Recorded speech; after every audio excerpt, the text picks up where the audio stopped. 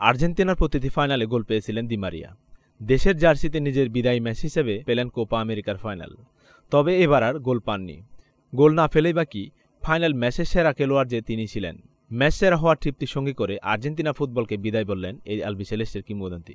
ফাইনালে ৬৬তম মিনিটে আর্জেন্টিনার অধিনায়ক লিওনেল মেসি শট নিয়ে মাঠ ছেড়ে যাওয়ার পর দলকে নেতৃত্ব দিয়েছিলেন দি মারিয়া। কলম্বিয়ার চ্যালেঞ্জের মুখেও যে আর্জেন্টিনা ভেঙে পড়েনি, সেজন্য বড়সড় একটা ধন্যবাদ পাবেন অধিনায়ক ডি মারিয়া। আর সে ধন্যবাদটাই যেন ফাইনাল সেরার পুরস্কার হয়ে ধরা দিল তার কাছে। আগেভাগে দি মারিয়া ঘোষণা দিয়েছিলেন কোপা আমেরিকা দিয়ে আন্তর্জাতিক ফুটবল ক্যারিয়ারের ইতি টানবেন। মেসি সহ আর্জেন্টিনার পুরো দল চেয়েছিল কিংবদন্তিকে ট্রফি জিতিয়ে বিদায় জানাতে। অতিরিক্ত সময় গড়ানো কোপা আমেরিকার ফাইনালে কলম্বিয়াকে ১-০ গোলে হারিয়ে দি মারিয়াকে শ্রেষ্ঠ বিদায়ী উপহারটা দিতে পেরেছে আর্জেন্টিনা। ২০০৮ সালে আর্জেন্টিনার সিনিয়র দলে অভিষেক হওয়া দি মারিয়া ক্যারিয়ারের শুরুর দিকে অনূর্ধ্ব-২০ বিশ্বকাপ ও অলিম্পিক স্বর্ণপদক জয় করেছিলেন। জাতীয় দলে অবশ্য বেশ কয়েকবার মেজর টুর্নামেন্টের ফাইনাল হেরে তার হৃদয় ভেঙেছে। শোতের কারণে ব্রাজিলের মাটিতে ২০১৪ বিশ্বকাপ ফাইনালে জার্মানির বিপক্ষে খেলার সুযোগ পাননি তিনি।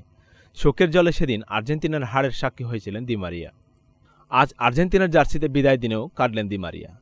তবে এ অশ্রু যেন সুখেরও পরিতৃপ্তির। ২০১৪ সালে দুঃখ ভুলে আর্জেন্টিনা ২০২২ বিশ্বকাপের জয়ে সামনে থেকে অবদান রেখেছেন তিনি। ২০২১ সালে কোপা আমেরিকা জয়ের পথে ফাইনালে ব্রাজিলের বিপক্ষে একমাত্র গোলটি এসেছিল দি মারিয়ার পা থেকে।